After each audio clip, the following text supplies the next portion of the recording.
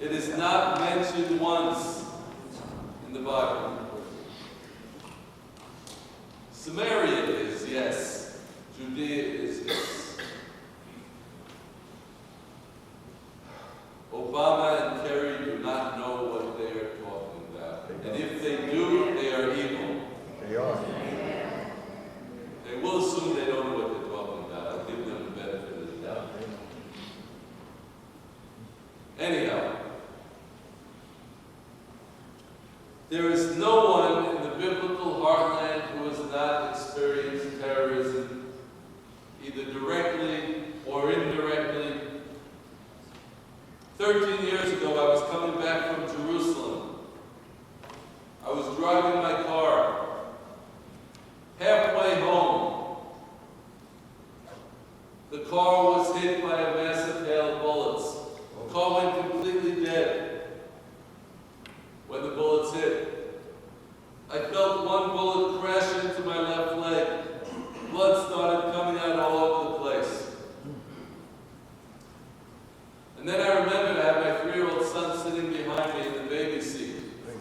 I turned around to him. My son's name is Rubin. Reuven, we call him Ruby. I said, Ruby, are you okay? His eyes were staring straight ahead, wide open. His mouth was wide open. I could see that he was trying to scream or to cry or to say something to me, but no sounds were coming out. I didn't see any blood on him. I assumed that he was okay, that he was just in shock. But I figured I better just get away from the terrorists. My leg was pounding already. The blood was coming out furiously. I turned the ignition. The car didn't start. It was dead. I turned the ignition again. Still, the car was not starting. I shifted gears, park, drive, neutral, trying everything I could to get the car to start. It was not starting. It was dead. Finally, on what must have been the 5th or the 6th try, I held my breath. I closed my eyes. I turned the ignition. The car started as if it had never had a problem starting before. I hit the gas as hard as I could. I drove 175 kilometers an hour. That's about almost 120 miles an hour to get to the next community up the road where I hoped that I could get an ambulance. I drove the whole time. The blood is pouring out of my leg. My leg is pounding. The car was shaking, probably from the speed I was going. I pull up to the front gate of a community called Ofra. And you have to understand, all of the communities in Samaria have these big metal gates in front of them to keep car bombers out. And there's usually a guard at the gate. I shout out to the guard, ambulance, please get an ambulance. I couldn't get out of my car. But he didn't seem to hear me. There was a young woman on the side of the road. She started jumping up and down, screaming, ambulance, ambulance, don't you hear? At that point, everyone who was within sound's reach came running up to the car. The gas station attendant from across the street ran up to my car door. He swung open the car door. He ripped off my shirt. He wrapped up my leg to stop the blood flow. He said, don't worry, I'm also a paramedic. I know what I'm doing. He handed me his cell phone. He said, quick, call your wife. I tried to dial. My hand was shaking too much. He dialed it for me. I told my wife, I've been shot in the leg. Hopefully soon an ambulance will be coming to take me to the hospital, and Ruby is okay. Well, about 2 minutes later, an ambulance zooms up. 2 paramedics leap out of the ambulance. One of them runs to the back door, starts unbuckling my son from the baby seat. I said, no, please leave him alone. Leave him alone. He just needs to be with his Abba. He's just in shock. He needs to be with his dad. He said, no, sir, I have to take him out. Then he pulls him out of the car, cradles him in his arms. He starts running to the ambulance shouting. He's also been shot. He's been shot in the head. A bullet had gone into his head where the skull meets with the neck, we later found out, causing a skull fracture, internal bleeding in the cerebellum, in the back part of the brain.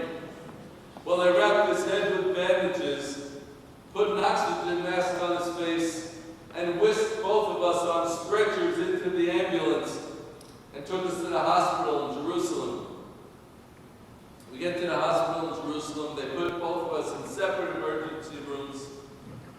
And they get to work on us. After about 20 minutes, the head surgeon comes up to me and he says, David, I just want you to know that we're going to have to operate on both of you within the half an hour. It'll be the first of probably several operations. And there's someone else here who wants to speak to you. Well, the man walked up to me who I had never seen before. He says, I'm the director, the public relations director for this hospital. I want you to know that you are the 1,000th victim of terrorism to be hospitalized in this hospital in the past year and a half. Well, I wasn't quite sure what I was supposed to do with that dubious honor. I can laugh now. I wasn't laughing then for sure. He said, I'm telling you this because the media is massed outside this emergency room. They want to interview the 1,000th victim of terrorism and photograph you and your son, and I will keep them away. I'll protect your privacy. Well, I thought for a couple of moments. I thought of all the terror victims who we already knew. I had a very good friend who'd been killed in a terrorist attack. I had all these neighbors who'd been killed in terrorist attacks. And I said to him, you know what? You bring them in, I have what to say to them. And I tell the story ever since. And I tell the story not because of our personal trauma, because Lord knows there are so many families that have suffered far worse. And I tell the story not because of any political message that I have to deliver, even though I have my opinions, which I'm definitely not shy about. I tell this story because it's the story of miracles. I was shot in my left leg, even though the terrorist was shooting from the right side. It missed my right leg, which enabled me to drive my automatic car to get to that ambulance. The bullet that went into my son's head and through his neck missed his brainstem by 1 millimeter. Well, those are the kinds of miracles that kind of take a spiritually trained eye to see. Your average atheist will look at it and will try to rationalize it away. He'll say, well, sure, you raised your right leg in the air, that's why it missed. Or he'll say, well, your son must have been leaning forward, that's why the bullet missed his brainstem. But then there are those miracles, you know, the miracles that I just described we call nisim nistarim, hidden miracles. But then there are nisim nivlim, revealed miracles. Like that fire on the mountain on Mount Sinai, like the splitting of the Red Sea, which by the way is really called the Reed Sea. But anyhow, on my 5th day in the hospital, I get a call from the car mechanic from Jerusalem, a nice fellow by the name of Erez. He says, David, Medaber Erez, and he wrote, say David, this is Erez. I just want to tell you that we have the car. We've started ordering parts. It's going to be a very, very difficult job to fix. There are 49 bullet holes in the car. But we're going to do our best. Don't worry. I said, don't worry? My son is in the intensive care unit. He's sleeping 22 out of 24 hours of the day because of the bleeding in his brain. He can't lift himself up in bed when he's awake. He had almost total memory loss. He couldn't remember the name of his sister. He couldn't remember his sisters when they came to visit. He couldn't remember the names of his little friends who sent pictures. We went through the pictures. They sent these pictures. I went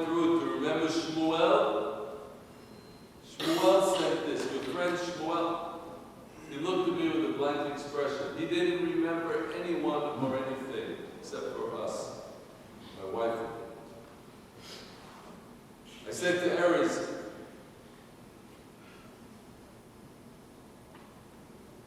you don't want me to worry? He said, I'm just calling you because I have to ask you a question. Then there was silence at the other end for a few seconds. And then he asked me, why can't we start that car?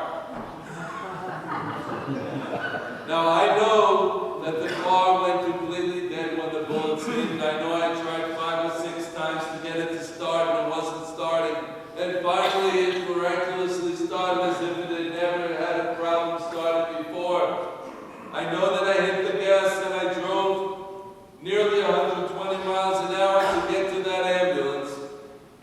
Now he's telling me the car went dead again. They had to have it towed to Beit-El, the community where the police station was. And then from there the police had to have it towed to Jerusalem. And now he's telling me that all the experts don't know why the car went dead, why the car started again, and why they can't get it to start. Now I have to tell you something. A personal confession, okay? And I'm not Catholic. I've been a believer in the God of Israel for over 30 years. But up until that very day, I still had some of that, shall we say, New York skepticism when it comes to personal miracle stories. By the way, I was born in New York. So I know what that is. But I'm not a skeptic any longer, because we were just lifted up on God's wings to get us to that end.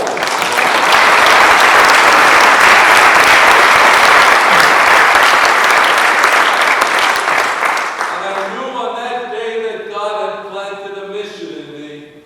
I didn't know what it was. I had no idea. The very next day, the head rabbi of Shiloh came to me and he said, David, I suspect that you have started counting miracles. And the truth is that I hadn't. And I started counting miracles at that point. And I became totally emotional because I realized that God had saved us on that night for a purpose. And I didn't know what the purpose was.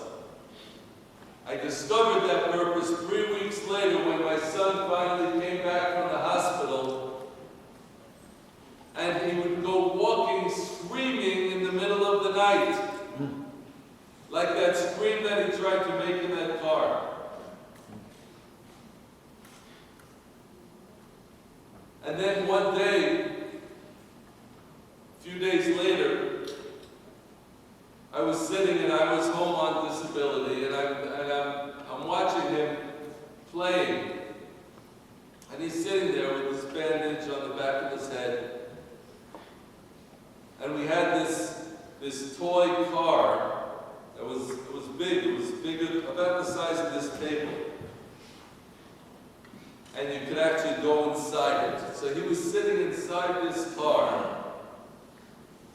And there were a couple of dolls that he was playing with.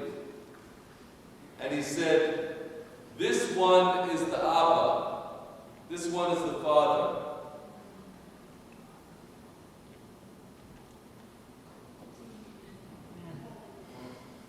And this one is the little boy. They were both shot.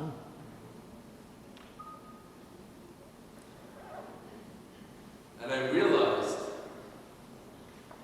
that there is deep psychological trauma that he was trying to express and work out. And that's when I decided to start what soon became the Shiloh Israel Children's Fund, because I realized that there was a need to heal the trauma of terrorism in the children in the biblical heartland. The more I discovered, the more I explored, the more I realized that there were so many children, in fact thousands of children in the biblical heartland of Israel alone, that have been traumatized by the terrorism. And it's not only those who've been wounded or those who have a family member who's been killed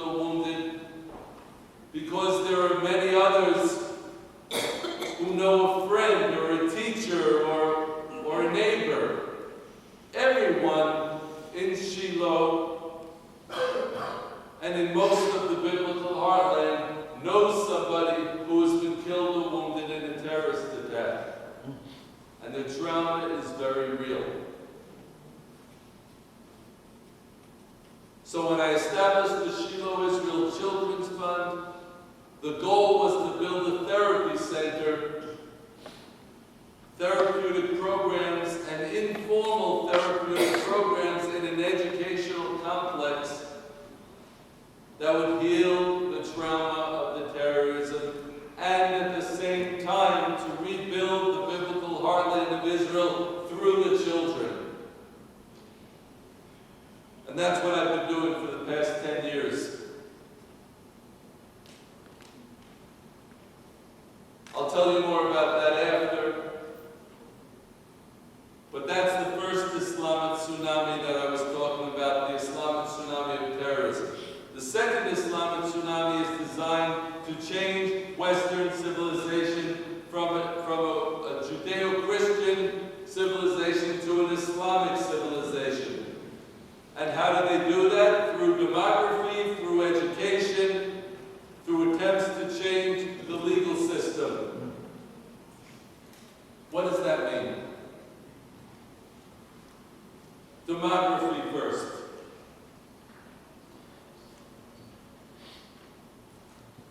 I'll bet that many of you think that the largest birth rate in the United States is in the Hispanic population or Latino population. It's not so.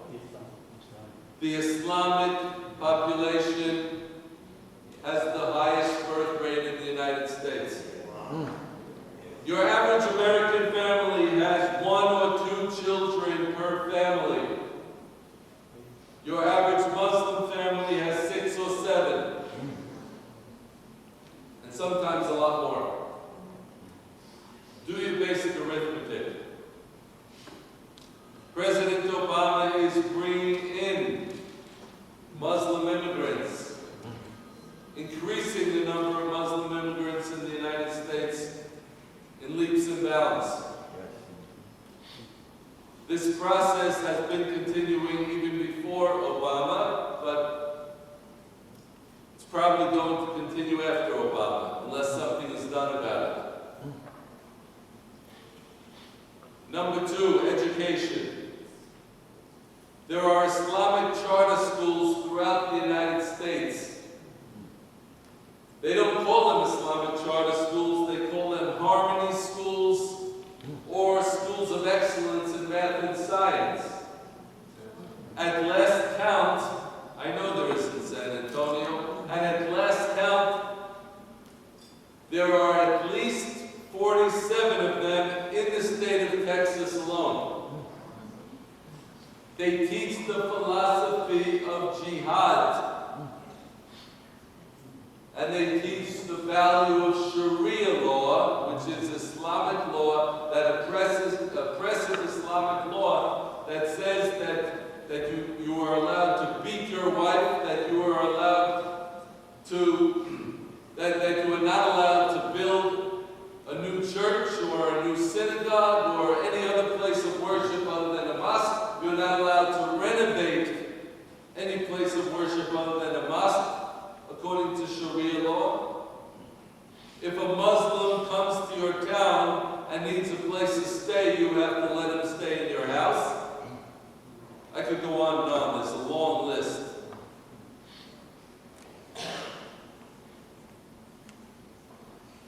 Look at the educational system on the higher education level.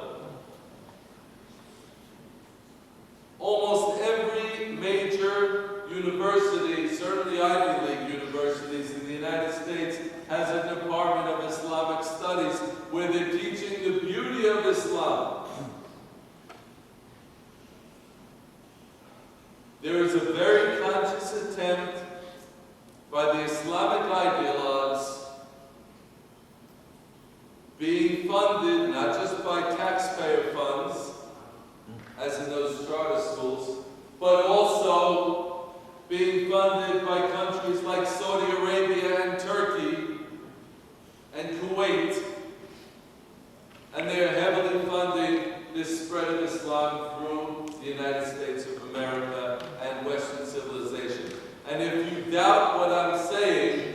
Take a look at Europe and see what's happening there. And you see what's coming.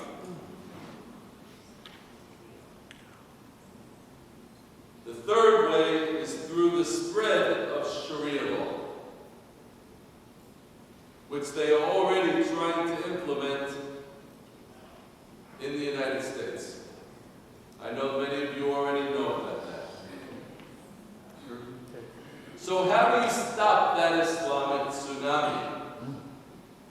Well, there are several ways. I'm not going to go into all of them right now, but I'm just going to tell you a few key ways. First of all, as far as the demography goes, start having children again. America has forgotten how to have children. It's become, well, they know how, but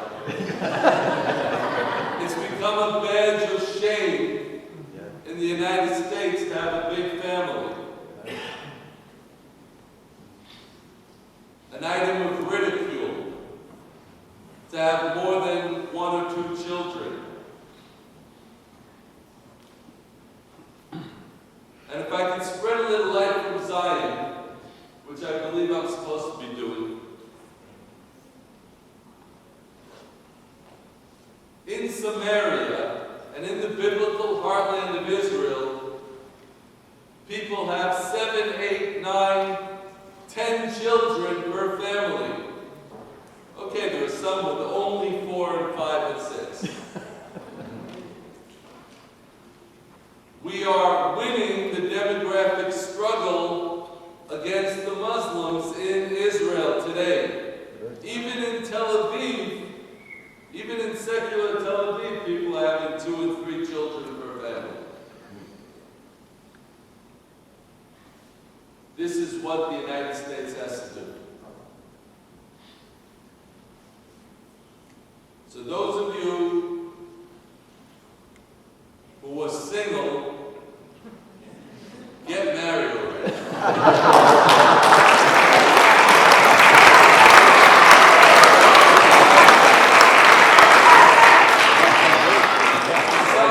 I'm sorry if I'm applying undue pressure here.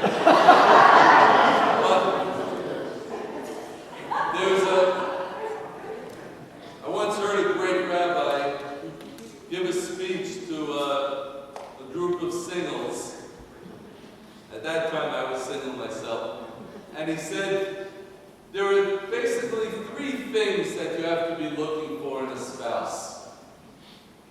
And forget the long checklist. 3 things. 1, there has to be a physical attraction. 2, you have to enjoy your time together. And 3, you have to have a common set of values. If you have those 3 things, and there's goodwill on both sides, everything else will take care of itself as time goes on. Doesn't mean it's always going to be easy, but life is full of challenges, right? The challenges, God gives us challenges to meet those challenges. So, again, I say, if you're single, get married. If you're married, have lots of children. Have the big children. Help out with the little children to learn responsibilities. Nothing better for a teenager than to learn responsibility. And teach them, and they will grow, and they will get married.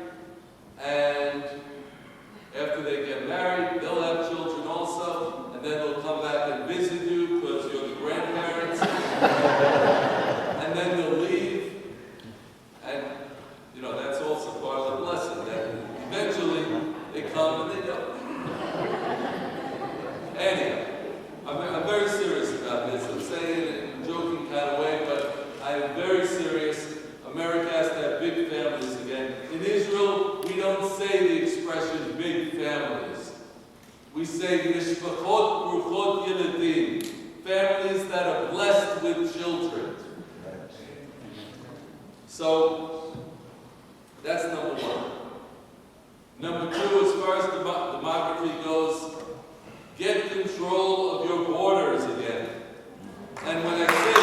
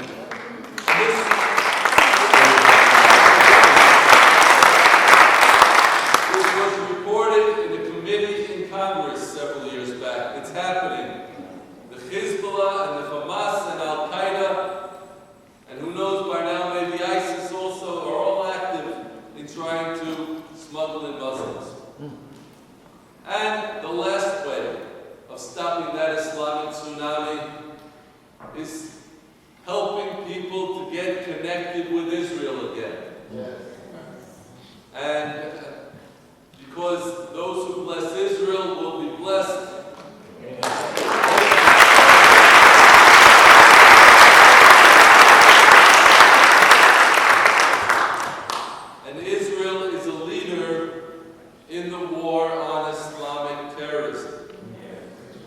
Okay? Most Israeli leaders won't talk about the Islamic tsunami that I'm talking about, but you have to be aware of that. And you have to be aware that by blessing Israel, you are also helping America. Amen. Okay, now I need to say just a few words about the American president. Okay, because Prime Minister Netanyahu is much too polite, but I guess he has to be. I'm going to tell you what is known in Israel. Number one, President Obama is influenced by where he comes from. He was raised as a Muslim. He says that he's not a Muslim now, he says he's a Christian. Even if we take him at his word, everyone in Israel knows that if you were born of a Jewish mother, you're Jewish. If you're a Christian, or if you convert to Judaism, and Christians become Christians through their belief in Jesus, Muslims are defined by whether they have a Muslim father. You may recall President Obama wrote a book called Dreams from My Father. His father was a Muslim, and then his stepfather was a Muslim. His mother was a secular communist, but President Obama is clearly, in his beliefs and in his influence and in his policies and relationships with the world, is a product of his secular communist mother and his Muslim father. But it wasn't always like that in America. I want to just mention very briefly a few presidents. President George Washington spoke to the Hebrew congregation. He spoke in a synagogue in Savannah, Georgia. And he said a prayer. Remember there was a time when American presidents said prayers? Yeah. He said a prayer. He said, I pray that the divine providence find his blessings on this congregation, through this congregation. Apparently President Washington understood Genesis 12, that all of the world, all of the nations will be blessed through Israel. John Adams, the second president, said that he would agree in helping Israel to return to its land again as a sovereign nation. Also, John Quincy Adams said the same thing, jumping ahead to President Lincoln. President Lincoln, who was known to have a very wry sense of humor, was approached by a Christian Zionist who asked him if he could get on board with helping Israel to be reestablished as a nation once again. President Lincoln said, my chiropodist is a Jew. I guess a chiropodist is like a chiropractor in those days. He said, my chiropodist is a Jew who has helped me get back on my feet so many times that I should have no problem helping his countrymen to get a leg up. So he agreed. Let's jump ahead to President Harry Truman. President Truman was the first world leader to recognize the state of Israel when it was reestablished in 1948. Shortly thereafter, he was visited by the chief rabbi of Israel, Rabbi Isaac Herzog, the grandfather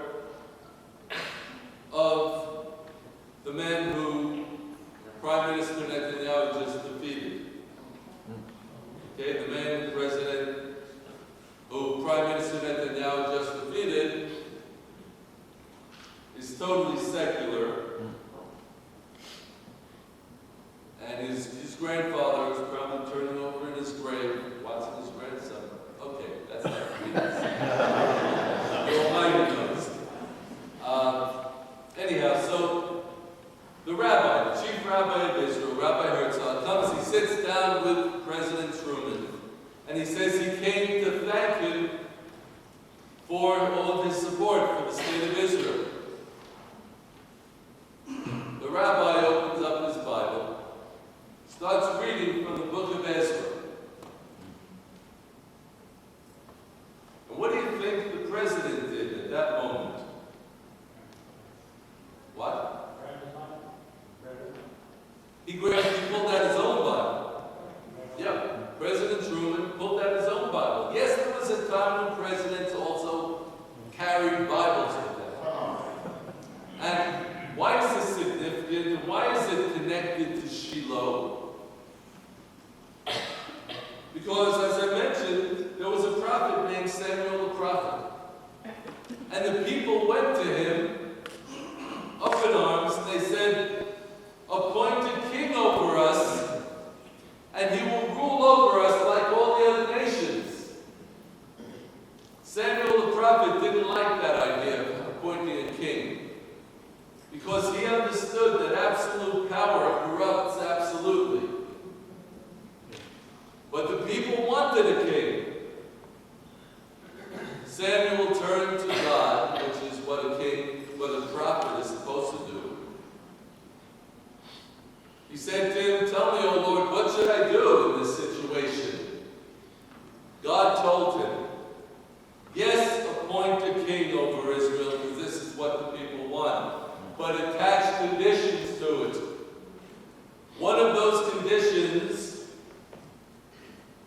was that the king would have to write his own Torah scroll and have it with him at all times, so in making decisions for the people, he would always remember who the real king is.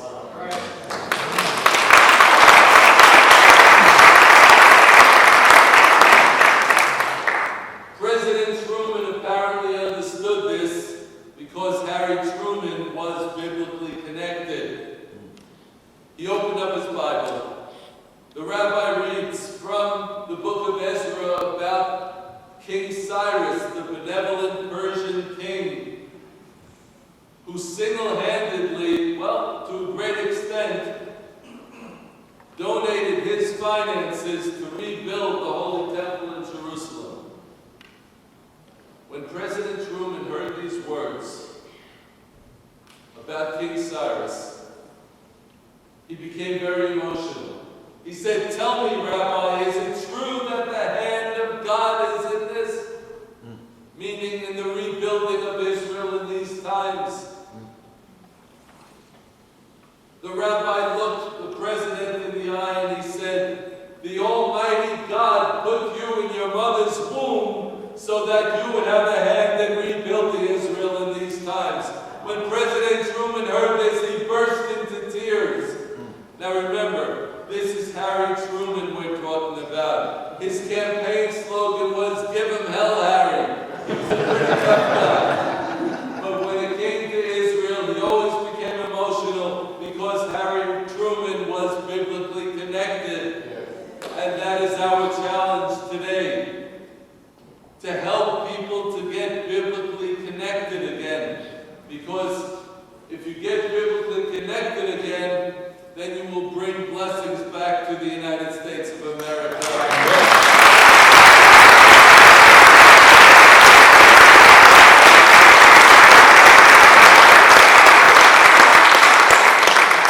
And one very central way of getting biblically connected,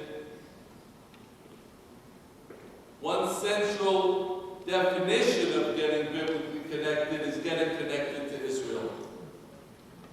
And getting biblically connected doesn't mean going back to church, as they like to say in Calvary Church. Getting biblically connected means getting biblically connected, okay? Getting connected to the Torah.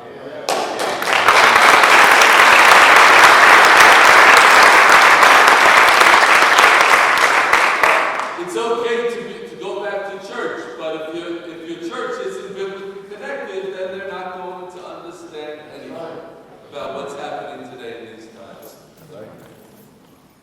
So how does one get biblically connected? Well, how does one get connected to Israel? I should ask. That was the question. Well, the way to get connected with Israel, number one, pray for Israel in these times. Right. But don't just pray for the peace of Jerusalem in some sort of amorphous sense. You know, a pastor once said to me, I was speaking in, I was invited to speak in a Bible, what do they call it? Not a Bible class.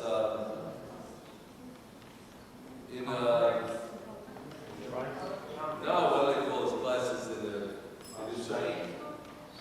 oh, it was a Bible study class.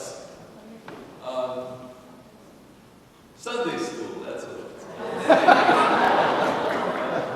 Sunday school class. And so I was invited to speak in a Sunday school class, which had about this many people, maybe even more, in a mega church in New Mexico. And it was very good. Spoke there about 6 years ago, 7 years ago. And then I was invited back by the same Sunday school pastor. Okay, and he had introduced me to the main pastor my first time there, and that pastor said to me, "We love Israel." And that was it, then he walked on. Okay, so that's just for context. So this pastor, the Sunday school pastor, wrote to me 1 week before I was going to come back for my return visit. And he said, "David, I'm afraid we're going to have to disinvite you. Because I just found out that no non-Christian is allowed to speak in my church. And that we can't accept an offering for any non-Christian ministry." Wow. So I wrote back to him. I said, "I'm really sorry about this. It's really, thrown my schedule into some havoc because I was going to be flying out of your town. And I was all set to come on that Sunday morning." I said, "But it also disturbed me for another reason, because Jesus would not have been allowed to speak in your church."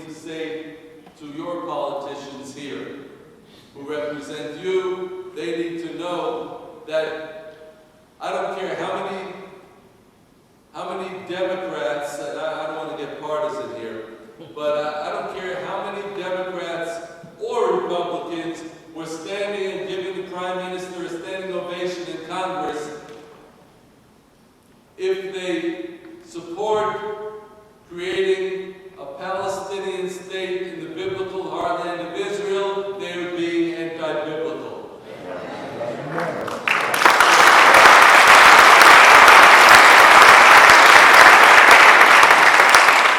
And the last way to stand with Israel is to partner directly with those who are in the land of Israel, who are active in rebuilding the biblical heartland of Israel. And that's where I talk about the Shiloh Israel Children's Fund, because we are rebuilding the biblical heartland of Israel through the children. We are having a tremendous impact, and that is making people want to come to the biblical heartland of Israel and raise their families there. It's not easy to be in the biblical heartland of Israel because of the terrorism, because of the threat of terrorism, and because of the trauma that many people experience from that. But thank God the Shiloh Israel Children's Fund is making a difference.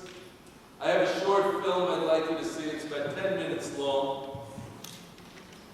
And then after that, if there's time, I can possibly answer a few questions. But anyhow, I thank you for listening to what I had to say tonight. God bless Israel.